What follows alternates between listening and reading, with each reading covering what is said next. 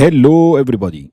In this short presentation, we're talking about MVVM, which is a pattern, very useful pattern. MVVM stands for Model, View, and ViewModel. Okay, so the model is simply the data, so the data of the application. In Android, we have something called observable, right? So basically, the model cannot directly talk to the view. They use the view model as a bridge. Okay, so in Android, there is this concept of observables that we are going to look at. Okay, the view represents the UI of the application.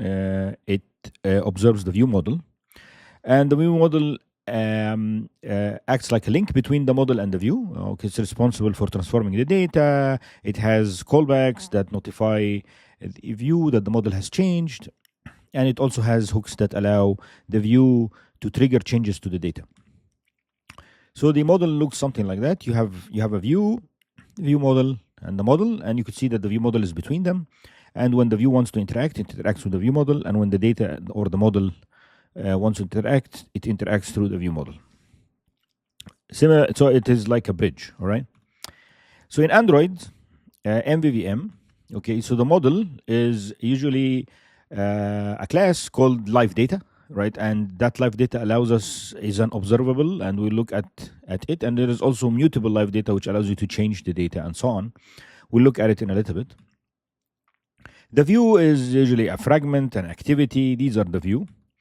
The view model, there is in Java a class called in the Android SDK. There is view model.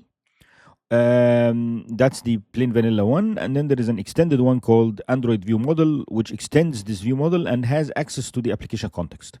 So it has access to the context itself. And why would you need that?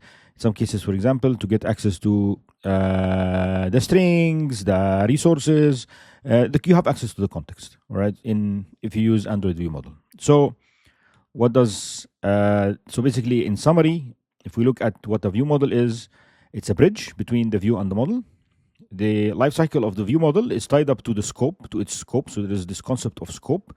So where the view model is created, you can decide on the scope of the view model. Okay, you want it to be at the activity level, at the fragment level, and so on, right?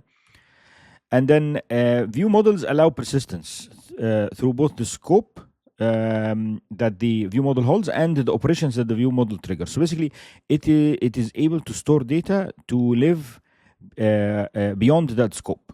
Okay, so we will look at this in the hands-on section of this of the screencast. Observable. So you have live data, which is observable. It's a data holder. It's very similar to the publish-subscribe model. So basically, you have data, and then you have it's observable. So other components can observe the data, and if the data changes, you get notified that the data has changed. So that is they subscribe, and then if the data changes, then you can publish that subscription to whoever has subscribed. So live data is also lifecycle aware. This means that it will only send the subscription to subscribers who are active. So there is this concept of active subscribers, and live data notifies active observers about the updates, and active observer, if it's life cycle, it's in the started or the resumed state. Okay, so basically in Android, it looks a little bit different. The model, the block diagram looks a little bit different. You have a view. It observes the live data, which is hosted inside the view model, and then if it wants to trigger any actions, it triggers actions by communicating with the view model. So again, the view doesn't connect directly with the data. Instead, the view uses the view model to connect with the data. It looks a little bit different, but we'll keep this figure in mind. We'll get back to it when we do the hands-on part of this. Okay, so let's connect things together. What happens is usually is the fragment or the activity instantiates a view model specifying the scope. The view model, once it's instantiated, it stores some form of a live data. Okay. And then the fragment or activity observes that live data using their view model reference. And then the fragment or activity is notified when live data has changed.